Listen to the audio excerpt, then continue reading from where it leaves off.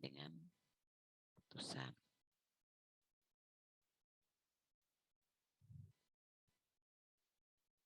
Berarti ini udah kelihatan ya PPT undang-undang yang saya masukkan ini? Belum, Bu.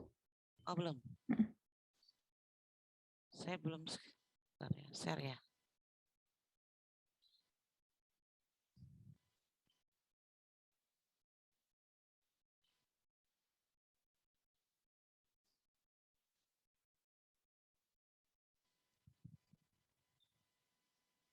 Nah, kalau gini udah kelihatan? Udah, Bu. Udah ya. Kita mencari sebentar sebelum dimulai. Kita 2 kali aja pertemuan hari ini sama besok. Udah selesai 14 kali pertemuan ya. Lebihnya nanti Bu Diana sama Bu Siska. Bu Siska.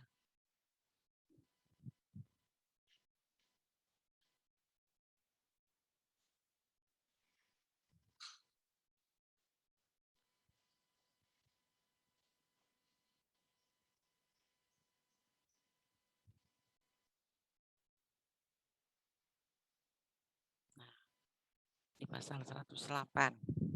Ya, kita mulai.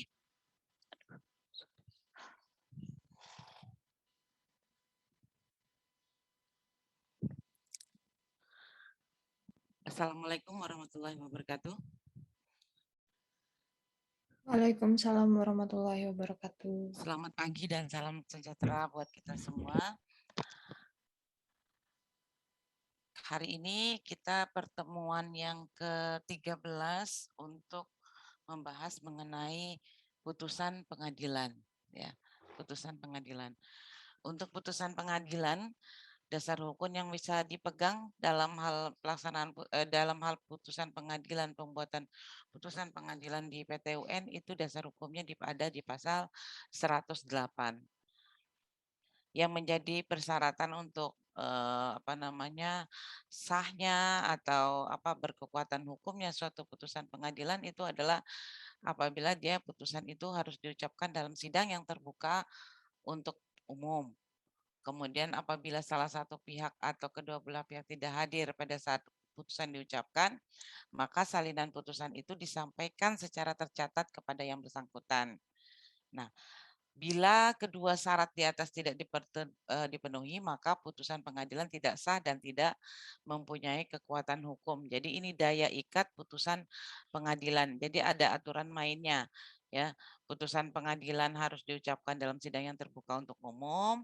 Apabila salah satu pihak atau dua-duanya tidak hadir, maka diberitahukan salinan putusan itu kepada yang bersangkutan. Nah,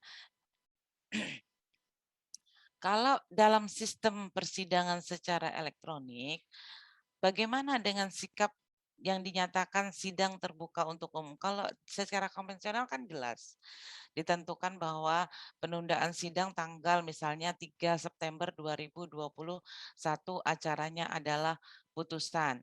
Tinggal dicetok palu sidang perkara nomor sekian tanggal tahun sekian dibuka dan dinyatakan terbuka untuk umum.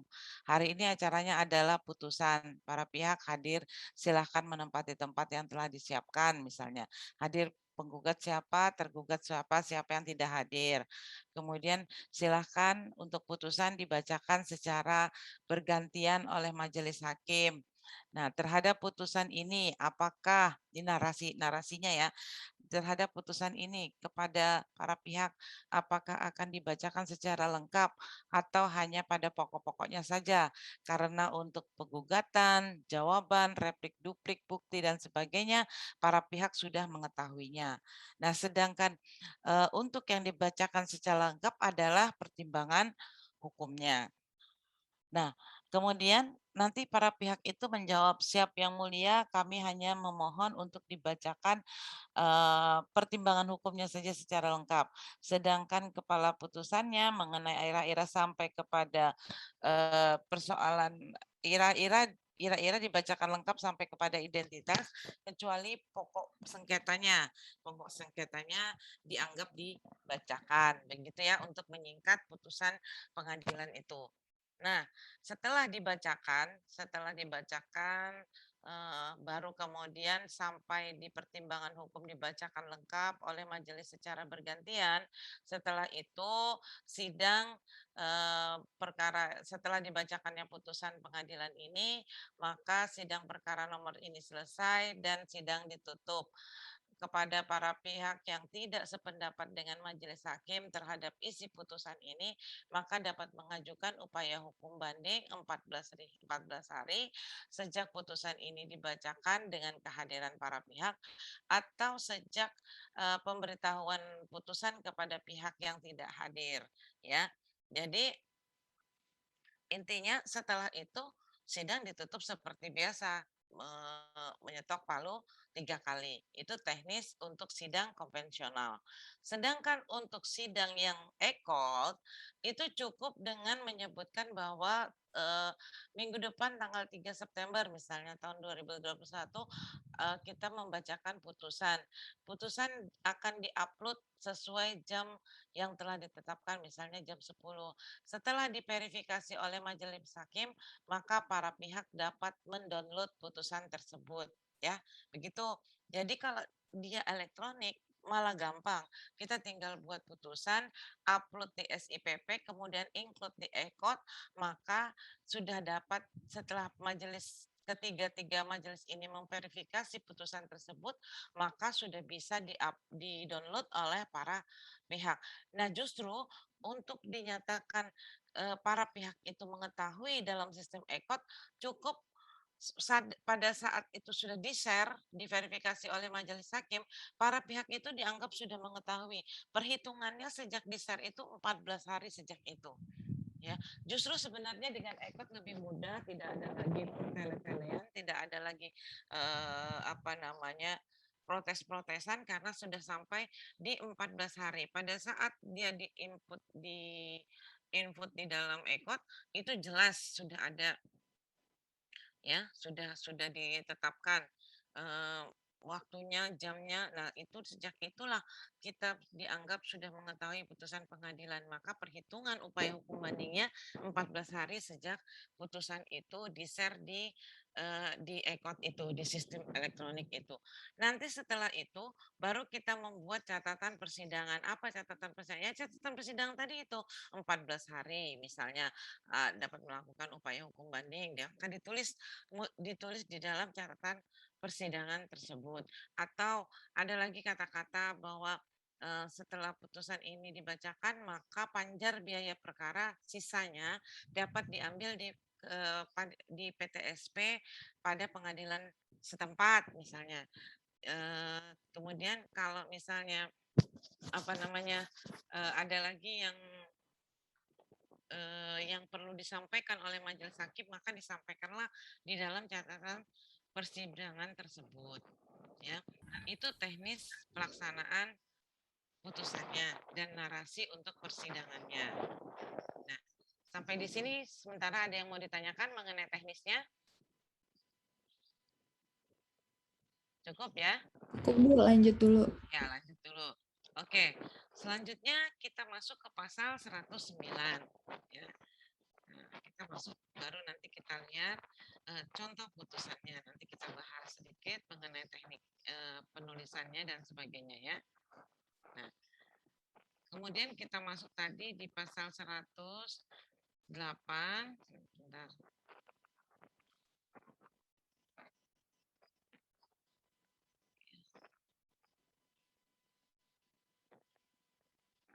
Nah, kemudian bagaimana kita cara menyusun putusan itu?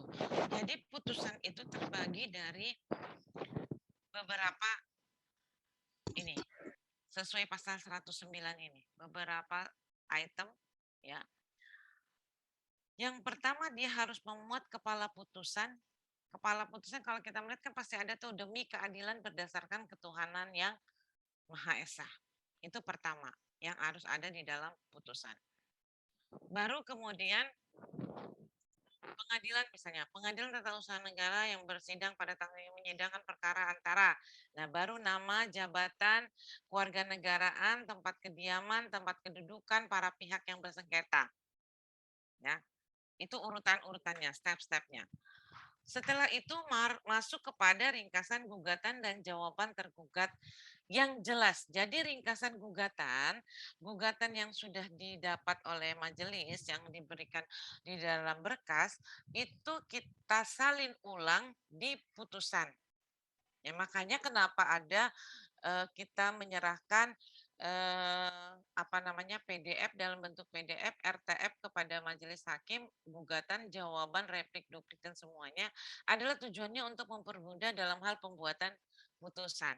Ya, jadi kita ambil gugatan yang telah diberikan oleh para pihak tadi, penggugat tadi kepada majelis,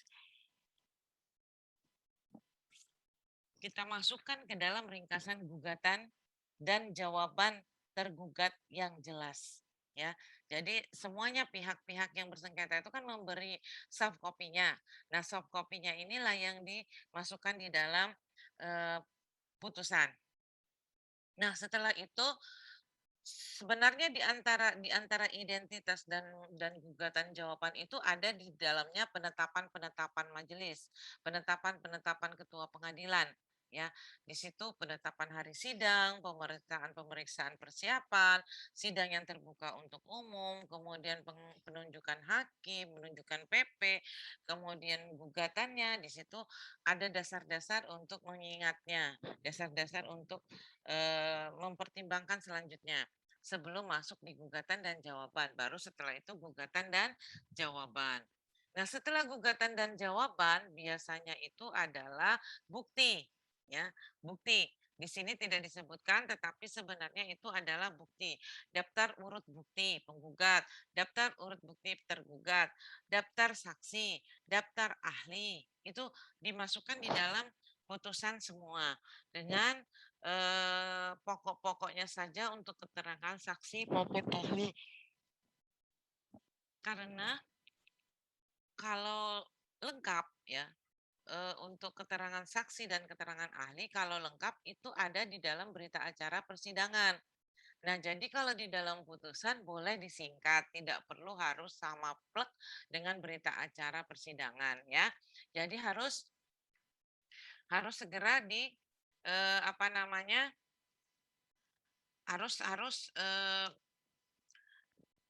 kalau bukti harus lengkap di inputnya di dalam putusan. Tetapi kalau keterangan saksi dan ahli boleh pokok-pokoknya saja karena nanti ada yang lengkap itu tercatat di dalam berita acara persidangan.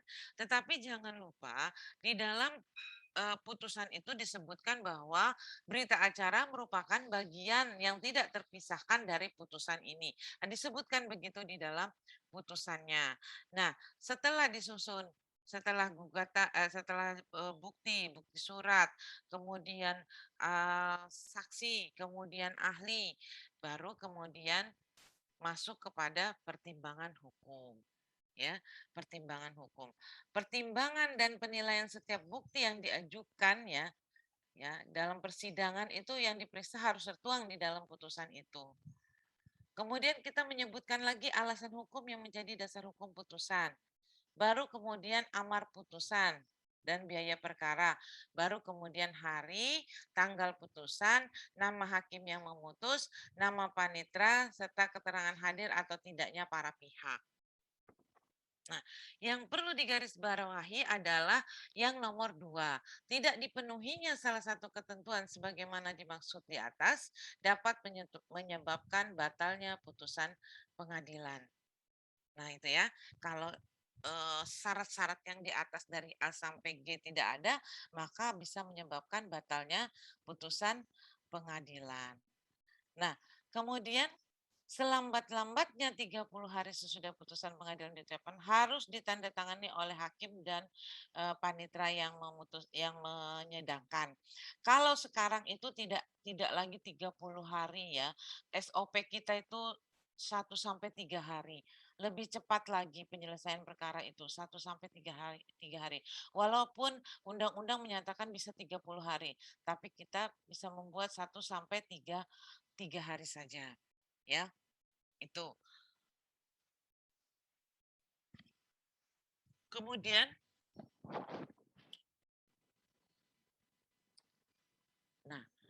Ini ketentuan mengenai apabila hakim berhalangan untuk hadir menandatangani putusan pengadilan. Ya, karena gini, kalau secara elektronik yang keluar kan bukan tanda tangan asli ya, yang tanda tangan yang tanda tangan ada di dalam berkas, tetapi yang keluar adalah cukup TTD yang diupload itu, tetapi yang punya tanda tangan elektronik itu adalah kepanitraan. Panitra yang mempunyai tanda tangan untuk putusan untuk yang sudah didaftarkan misalnya mungkin dengan kode-kode, angka atau huruf atau berbagai cara nanti keluarnya seperti barcode. Jadi di dalam putusan itu sekarang sudah ada barcode di bawahnya yang menyatakan bahwa itu salinan dikeluarkan oleh kepanitraan Pengadilan Tun ya. Gitu. Ini adalah ketentuan-ketentuan apabila hakim anggota berhalangan yang selanjutnya, maka putusan ditandatangani oleh hakim ketua majelis. Ya, tentunya dengan menyatakan bahwa yang bersangkutan berhalangan. Nah, kemudian ada yang menyebutkan pihak-pihak yang membayar biaya perkara, tentunya pihak-pihak yang kalah ya, di pasal 110. Ya. Kemudian ada yang menyebutkan biaya-biaya apa saja yang ada di dalam putusan. Biaya materai, ya, biaya kepanitraan, biaya leges, biaya redaksi, ya, biaya pemanggilan ahli atau saksi apabila dibebankan kepada apabila majelis yang memanggil dan dibebankan kepada pihak yang berperkara, ya. Kemudian apa namanya, biaya PS kalau ada pemeriksaan setempat maka disebutkan. Jumlah biaya atau, dari penggugat maupun disebabkan dalam amar putusan pengadilan itu ada ketentuannya. Jadi ada standar biaya yang ditetapkan oleh ketua pengadilan yang ditempel pada bagian PTSP biasanya, sehingga orang dengan mudah, "Oh berapa sih untuk mendaftar pengadilan itu untuk perkara?" Mungkin 500, 1 juta dan sebagainya. Tergantung berapa jarak, pemanggilan dan berapa jarak kota tempat kita menyidangkan dan sebagainya. Jadi ada ketentuan-ketentuannya yang untuk menentukan besaran biaya berperkara. Demikian juga untuk melakukan pemeriksaan setempat. Pemeriksaan setempat bisa biayanya dikenakan kepada yang penggugat atau tergugat, bisa intervensi tergantung siapa yang meminta untuk dilakukan pemeriksaan setempat. Ya, itu.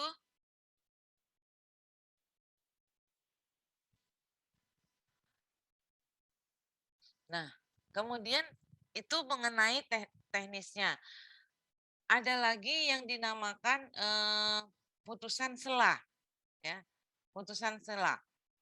Ya, putusan sela. Nanti kalau selebihnya mengenai peraturannya silahkan dari 108 sampai seterusnya itu silahkan baca di Undang-Undang Peratun mengenai putusan PT UN.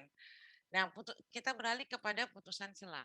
Apa itu putusan sela? Putusan yang dibuat sebelum putusan akhir ya. Dia tidak mengakhiri suatu perkara ya.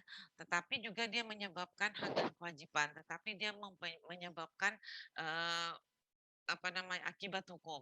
Putusan sela contohkan misalnya kalau di PT UN itu mengenai menerimanya pihak ketiga. Yang kemarin kita sampaikan bahwa pihak ketiga mengajukan permohonan lewat PTSP untuk apa namanya masuk sebagai pihak dalam perkara yang sedang berjalan. Para pihak itu mengajukan permohonan kepada pengadilan. Pengadilan menyikapi apabila sependapat dengan persetujuan itu permohonan itu, maka dibuatlah putusan sela. Putusan sela itu sama, intinya tetap ada ira-ira demi keadilan berdasarkan ketuhanan yang Maha Esa, pengadilan atau usaha dan sebagainya, identitas para pihak, kemudian penetapan baru kemudian membahas mengenai permohonan. Permohonan baru yang dibahas pertama di dalam pertimbangannya adalah kepentingan untuk menggugat, kepentingan terhadap objek sengketa dan sebagainya. Jadi kelihatan di situ apakah orang yang mengajukan permohonan untuk masuk sebagai pihak tersebut mempunyai kepentingan atau tidak dalam perkara ini. Jadi berilah alasan-alasan yang bisa dipertanggungjawabkan untuk bisa masuk sebagai pihak dalam perkara tersebut. Nah, putusan sela teknisnya diucapkan biasanya apabila telah menerima permohonan, majelis menunda 1 minggu untuk membacakan putusan sela. Ya, 1 minggu untuk membacakan putusan sela. Dan kalau misalnya secara manual berarti kita seperti membacakan putusan akhir. Seperti tadi narasinya. Tetapi kalau misalnya kita secara elektronik, kita juga seperti persidangan secara elektronik. Artinya putusan sela itu dibacakan di dalam sidang persidangan informasi elektronik ya, putusan sela itu. Nah, kemudian apa saja? Putusan sela itu tidak mengungkap pokok perkara secara menyeluruh. Hanya kulit luarnya hanya sebagai kepentingan dari pihak ketiga yang mengajukan permohonan. Jadi isinya adalah mengadili, menyatakan permohonan siapa Tuan Budi sebagai pihak untuk menjadi pihak dalam sengketa ini, nomor ini, dengan surat kuasa nomor ini, perkara nomor ini, ya. Nah, kemudian mendudukkan tergugat tergugat yang masuk ini, misalnya Tuan Budi, sebagai tergugat 2 intervensi, membebani biaya perkara yang timbul sampai dengan putusan akhir. Jadi begitu untuk putusan sela. Nah, putusan sela biasanya ada yang dibuat secara terpisah, tetapi ada juga yang hanya dimasukkan di dalam berita acara persidangan. Kalau menurut Undang-Undang Peraturan dan Hukum Acaranya, cukup dimasukkan di dalam berita acara persidangan. Oleh karena banyak yang akan dipertimbangkan kemudian oleh hakim-hakimnya apabila tidak diupload, kalau diupload akan menyebabkan banyaknya data dan sebagainya, maka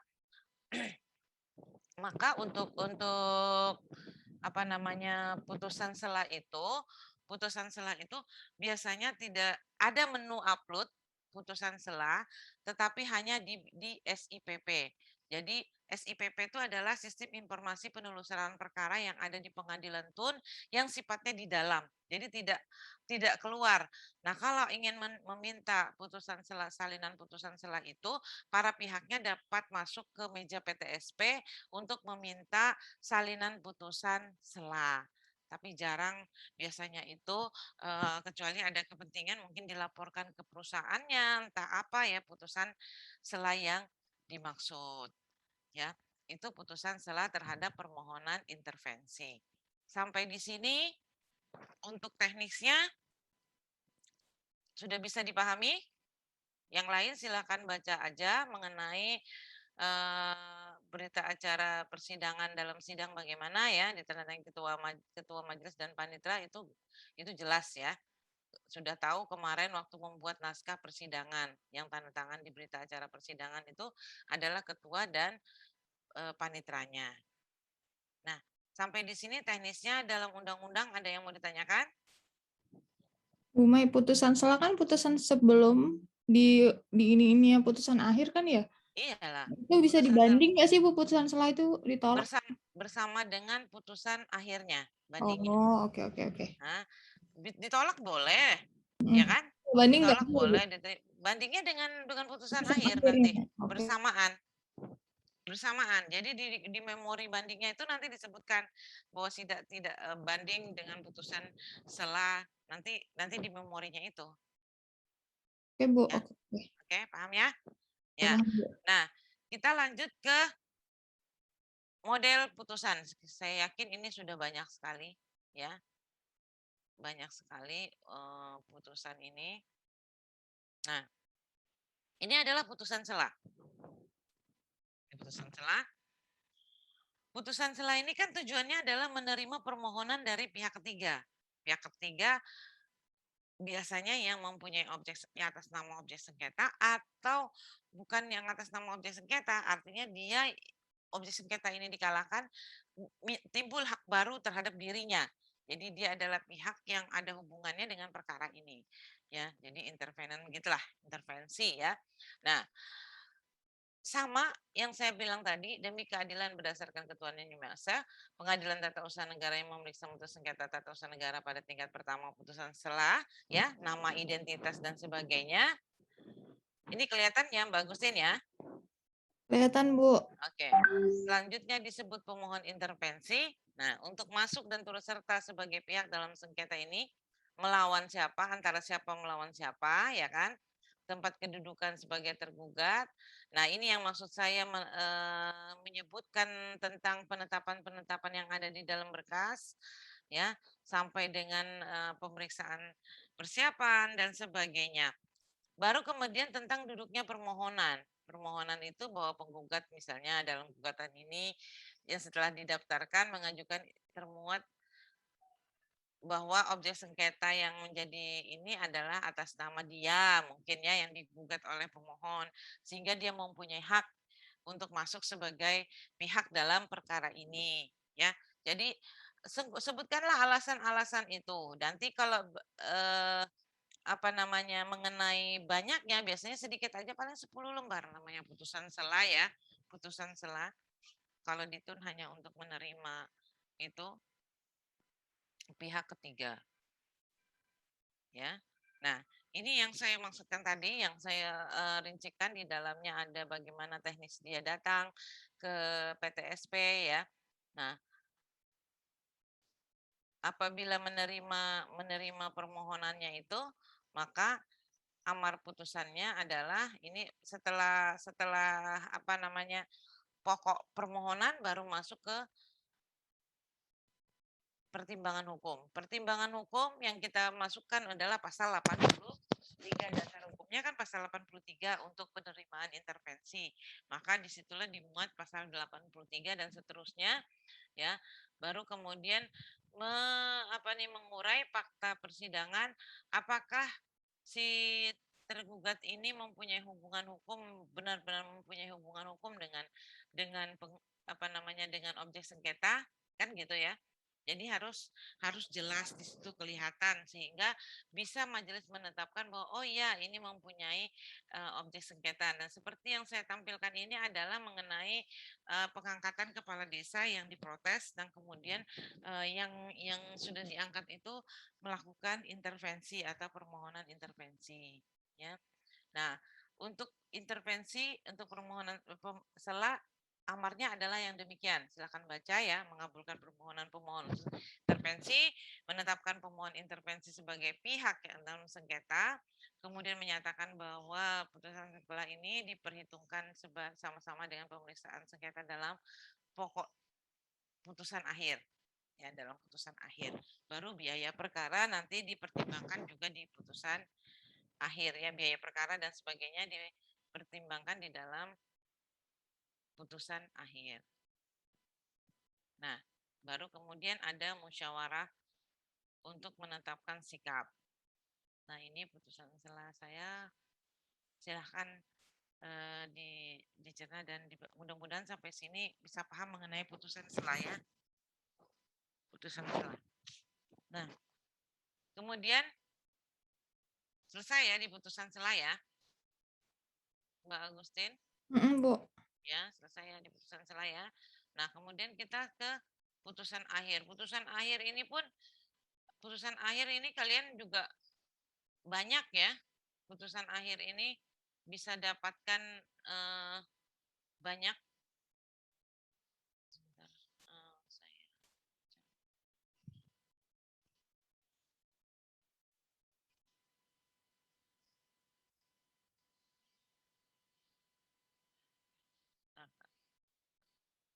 saya cari sebentar.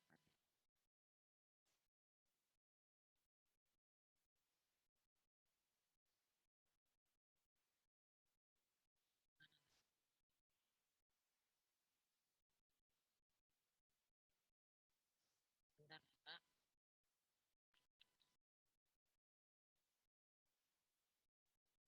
Kemana tadi? Putusan setelah. Ini putusan setelah.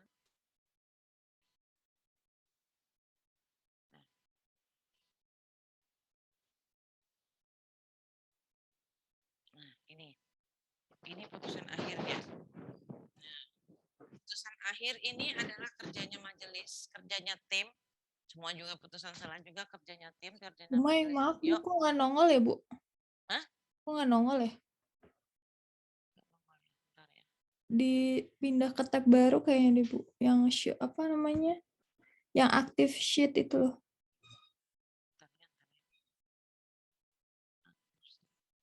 Bentar ya, Mbak. Waduh.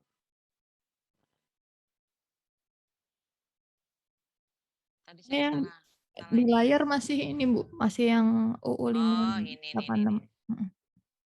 Nah, bisa kelihatan? Belum Bu.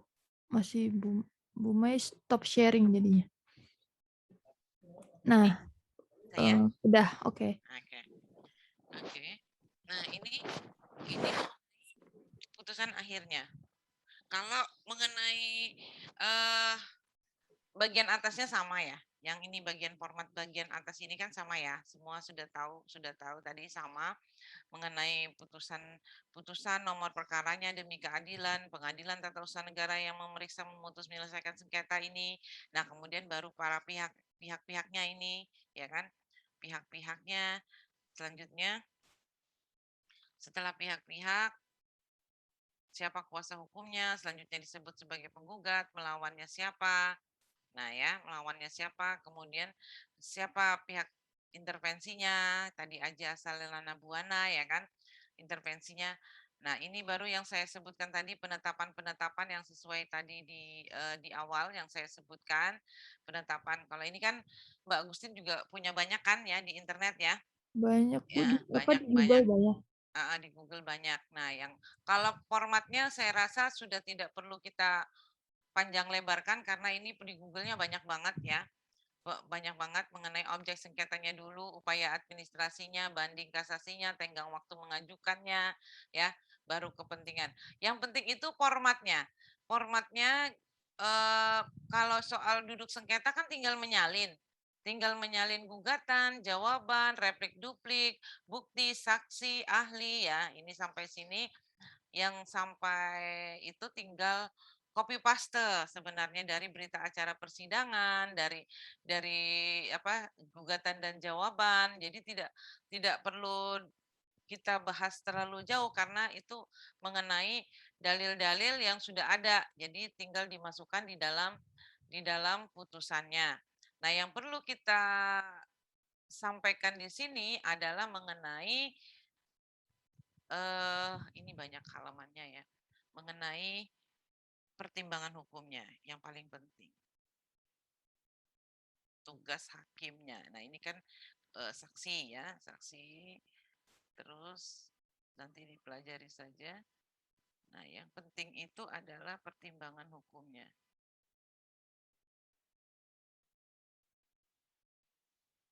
Pertimbangan hukumnya. Masih saksi. Nah, di sini. Di sini. Kita mulai ke sini. Tentang pertimbangan hukumnya. Ya. Jadi, apa sih yang perlu kita pertimbangkan di awal? Yang pertama ya kita menyebutkan objek sengketanya dulu, ya kan? Terus apa sih yang dituntut oleh penggugat? Ya, dia kan menuntut menyatakan batal surat SK ya, objek sengketa. Kemudian apa sih yang ada di dalam jawaban? Nah, kita ulas sedikit gugatan jawabannya apa. Kalau misalnya ada eksepsi, ya, eksepsi dulu yang dipertimbangkan, baru pokok perkaranya. Eksepsinya tentang apa? Ya, misalnya ini eksepsinya tentang, nah, ini ada eksepsi, gugatan kabur atau tidak jelas atau obscure libel, ya. Coba kita uraikan mengenai gugatan obscure libel itu bagaimana pengertiannya. Gugatan error in persona itu bagaimana pengertiannya. Baru kita menyangkutkan kepada Undang-Undang Peratun yaitu pasal 77 ayat 3 di mana eksepsi yang lain tidak mengenai kewenangan absolut pengadilan dapat diputus bersama dengan pokok perkara.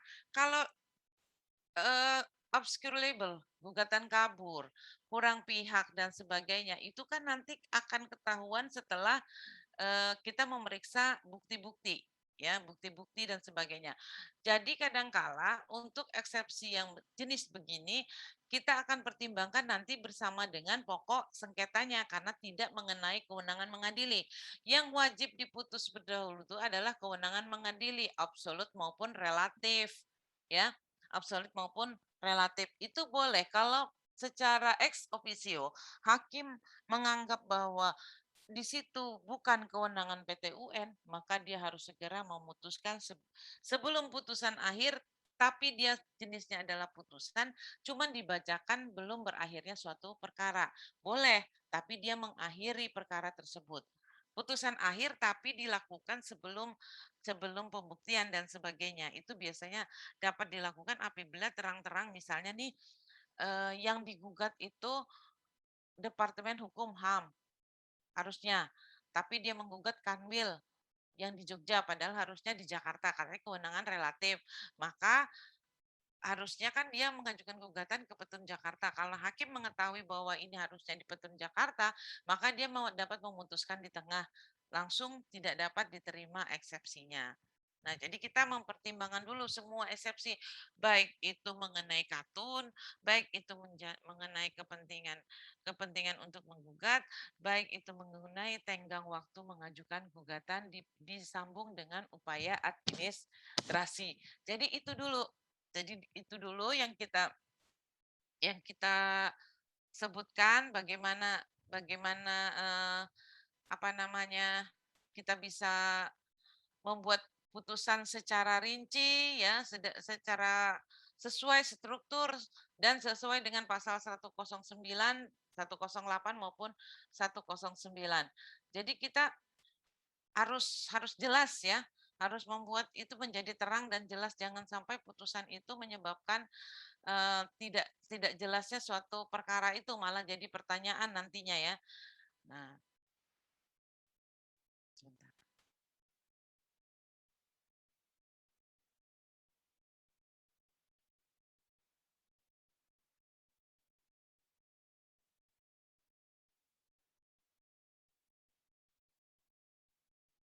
Ya,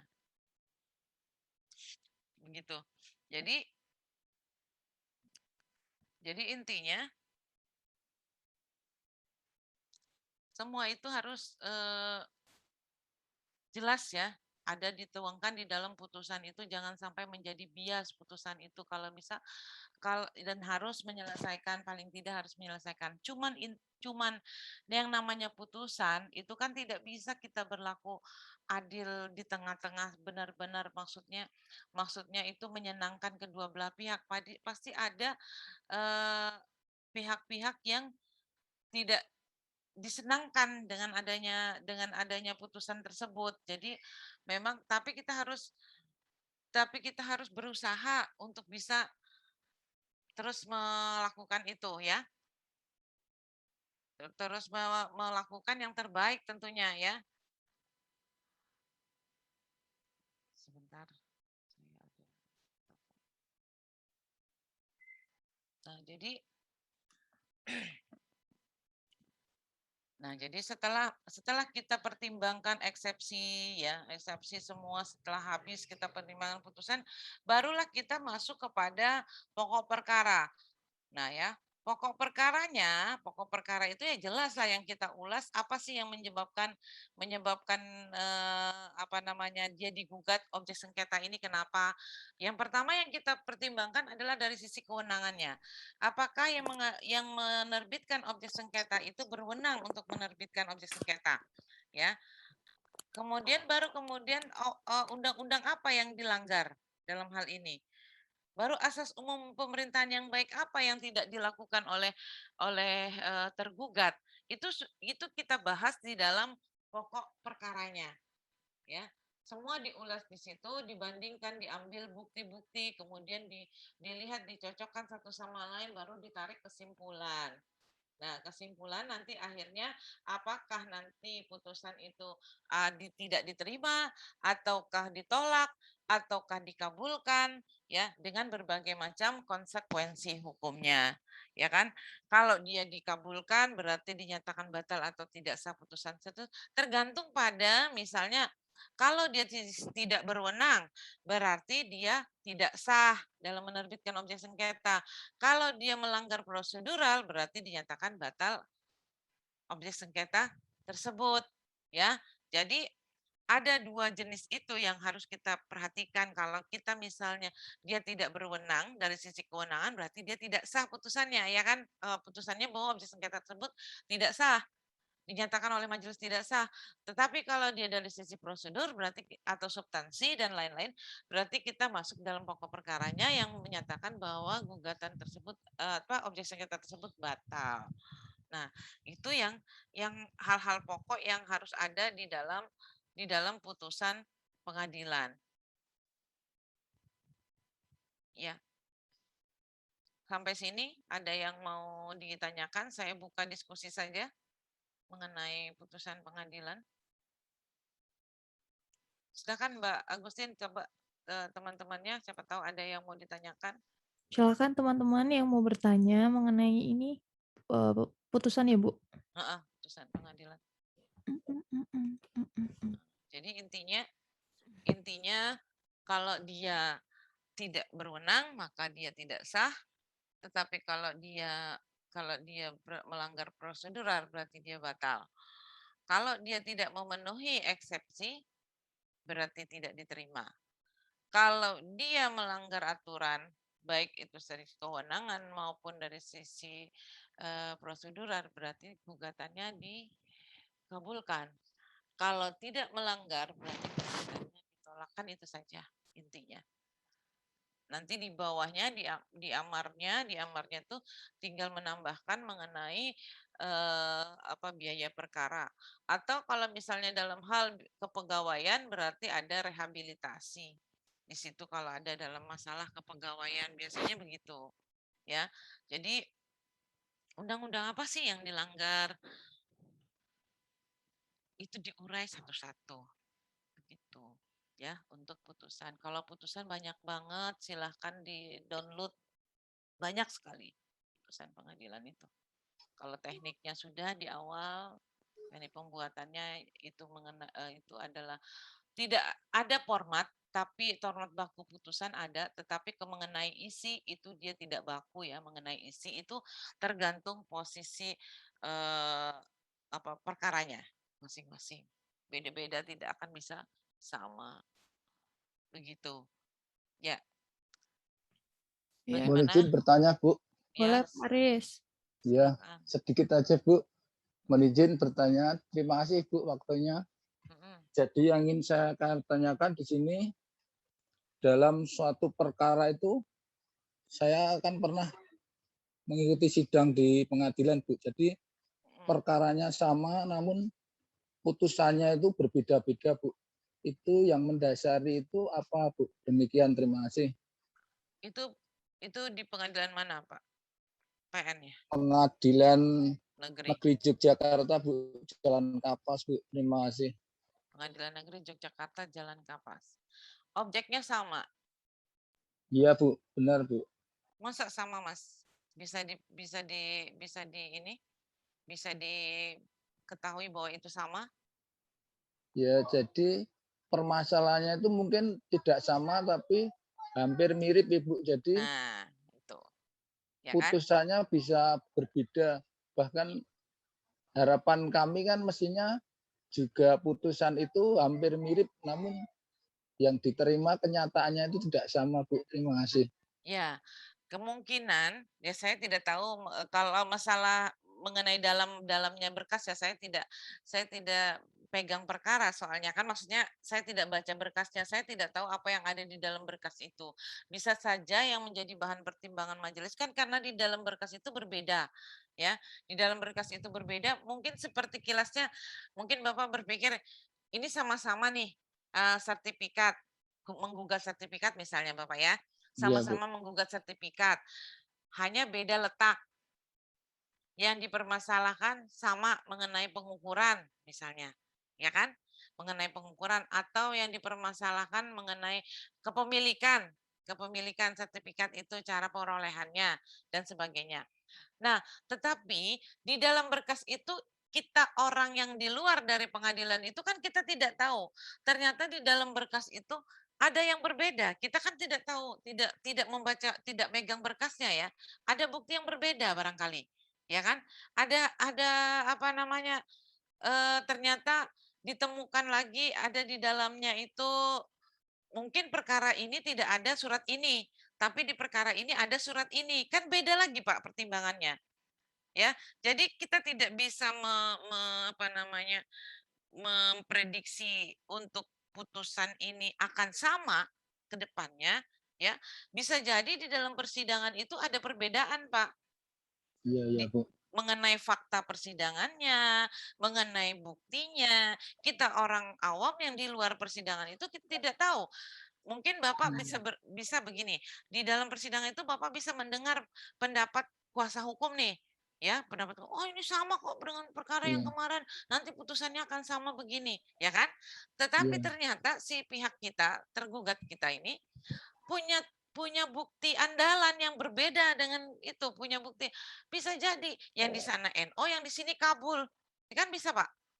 iya, Bu. Iya, iya, iya. Nah, jadi tidak bisa kalau saya bilang tidak bisa menyatakan kenapa sih disparitas, ya istilahnya disparitas putusan. Nah, kita bisa menyatakan disparitas putusan atau apabila memang sama persis yang tidak objeknya mungkin sama. Kalau sama berarti kan dia nebis, Iya, iya, ya. iya. Iya, Bu. Iya. Nah, gitu. Jadi saya tidak bisa bilang bahwa kenapa itu NO di sini dikabulkan, sana ditolak, di sini dikabulkan. Nah, itu tadi kita tidak tahu ternyata di dalam berkas itu ada bukti pamungkasnya yang berbeda dari perkara lain. Kecuali Bapak di pihaknya ya. Iya, Nah, iya, Bu. Siap, itu. siap. Itu. Jadi tidak bisa kita jadikan patokan atau ternyata saksinya, Pak. Saksinya ternyata beda kan? Saksinya mempunyai keterangan yang berbeda, bisa menyebabkan putusannya berbeda.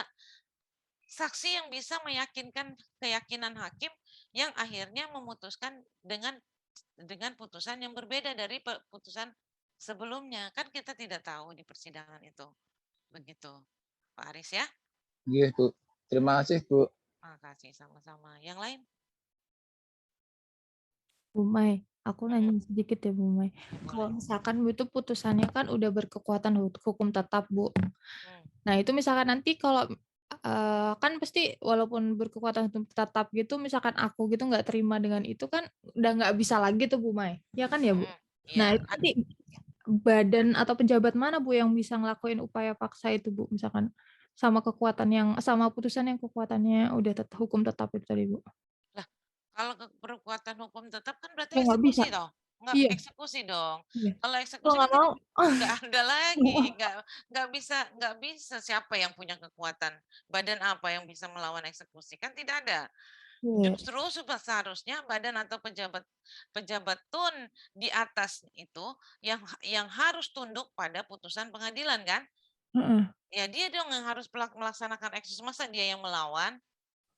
Heeh. Ya enggak kalau misalkan Bu, misalkan. Kan ada Enggak. kadang tuh ada juga Bu yang misalkan udah ternyata badan A ini, kena sanksi ini.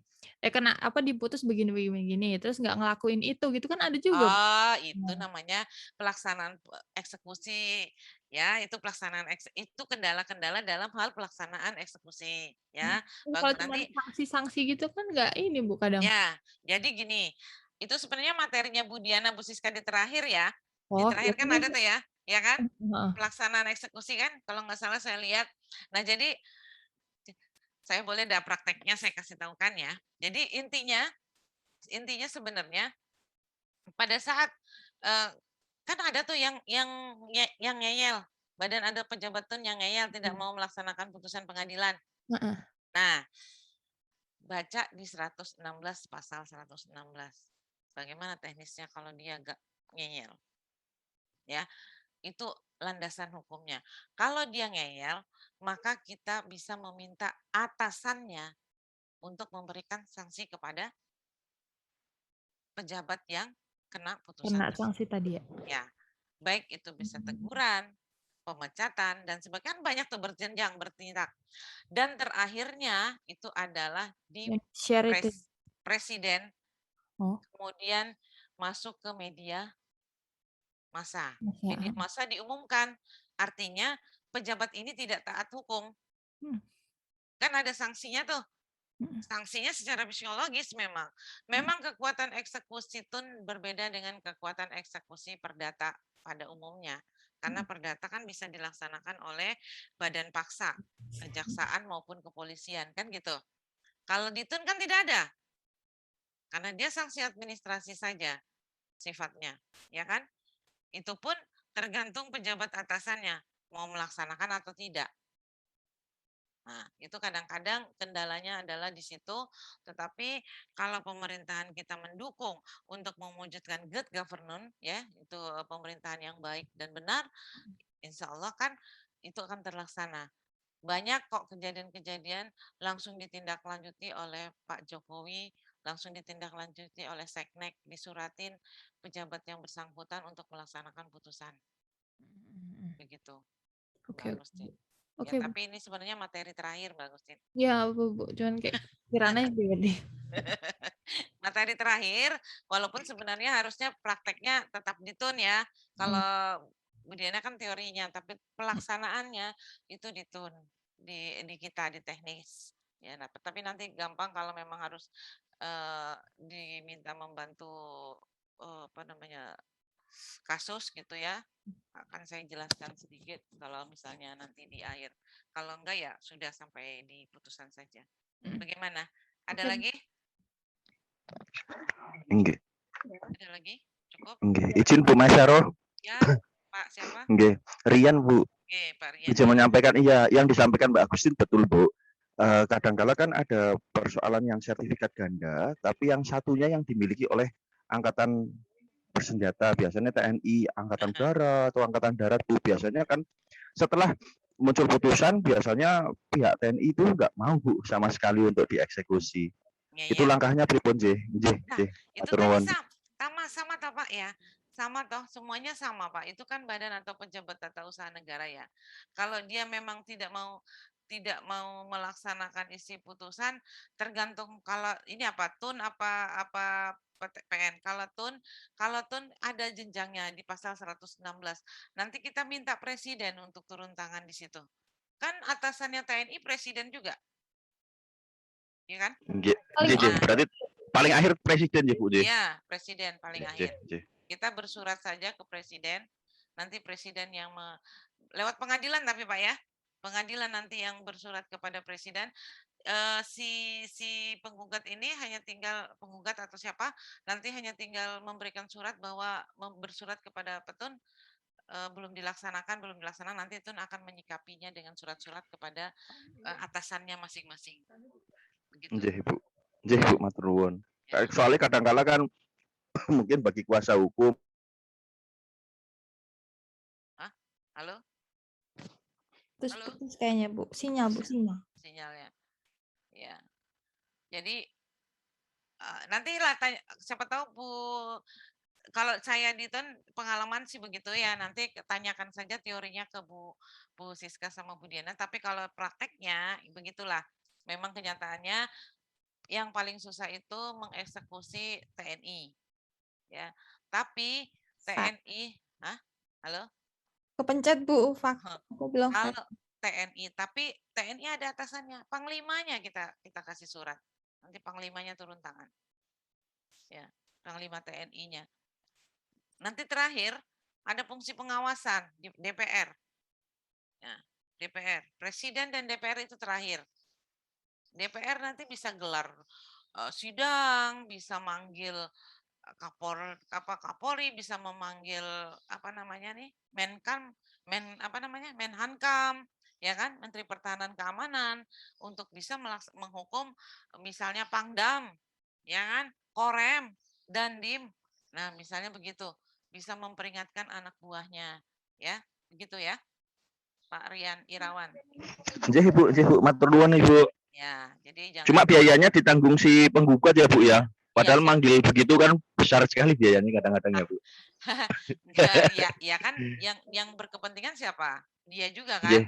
Nggih, Bu. Ya, kalau dia menang kan berarti kan dia berkepentingan. Haknya terdapat. Nggih, Bu. Matur nuwun, Bu Masyaro. Ya, sama-sama Pak Rian. Ada lagi? Cukup? Cukup deh, Bu. Ya, cukup ya, Mbak Agustin. Iya. Jadi saya beri dua tugas itu, dua tugas yang kemarin coba dibikin putusannya, dikarang-karang saja. Mau dikabulkan, mau di NO, mau tidak diterima, mau ditolak, monggo. Nanti besok dipaparkan ya. Oke, Bu. Ya, saya beri tugas Baik, itu Bu. terakhir. Nanti Baik, kita Bu. besok tinggal diskusi dan pemaparan putusan. Oke. Biar Iya, tambah mantap. Gitu. Ya, langsung putusannya aja kan ya, Bu? Apa gitu ya? Putusannya terserah. Mau NO, mau ambil di kepentingan atau di renggang waktu, mau di katun, atau mau dikabulkan, atau mau ditolak. Oke. Monggo. Ya, terserah. Pola pemikirannya bagaimana terhadap dua kasus itu. Monggo dua-duanya dibuat yang mana yang siapa dua itu dipaparkan. Ya. Oke, Bu. Oke. Oke, sudah cukup? Cukup, Bu. Makasih ya, Bu. Cukup, Ya, Bu. sama-sama. Sampai jumpa lagi ya. Ya. Nggih, Bu, sehat-sehat Bu Masyaro. Ya, makasih. Jam Makasih, 9. Bu. Besok jam 9 ya. Oke, Bu. Iya, Nggih, Bu. Terima kasih. Assalamualaikum. Waalaikumsalam. Waalaikumsalam warahmatullahi Terima kasih. Warahmatullahi wabarakatuh.